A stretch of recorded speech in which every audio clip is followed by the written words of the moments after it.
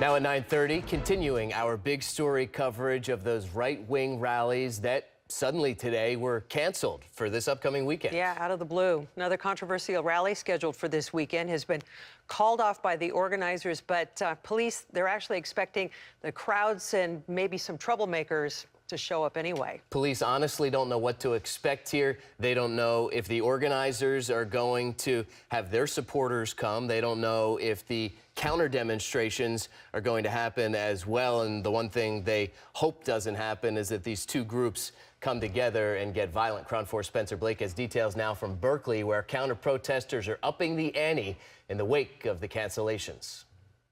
Because of violence and bloody fights like these from opposing rallies on April 15th in Berkeley, the organizer of Sunday's No to Marxism in America rally is urging supporters not to gather. Amber Cummings sent out a public message Friday saying she fears anti-fascist groups like By Any Means Necessary, or BAM, will attack people attending Sunday's event and is therefore asking people not to attend at all.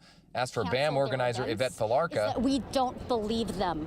We don't trust anything they say. She told reporters at UC Berkeley she thinks it's all a ploy to throw counter-demonstrators off their scent during an event that may have white nationalists, neo-Nazis, and KKK members in attendance. We intend to mobilize as many people as possible, Saturday and Sunday. Some Cal students feel there could have been better ways to allow safe, nonviolent free speech in the first place. I feel like if it was a bit more organized as to how they're going to do it and exactly bringing them all to a hall to speak on something, you can avoid some form of violence. Meanwhile, Berkeley police by no means think MLK Park will be empty Sunday afternoon in anticipation of demonstrators arriving despite the canceled event, which never got a city permit.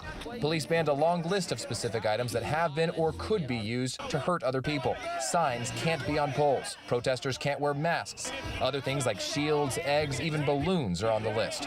Falarka says the city is wrong to urge people to stay away and says people can't rely on legalism or laws to protect us. The ordinance and the language of the ordinance is so overbroad that anything could be considered potentially a weapon.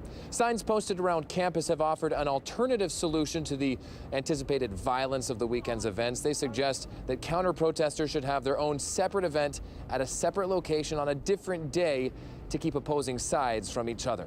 In Berkeley, Spencer Blake, KRON 4 News. The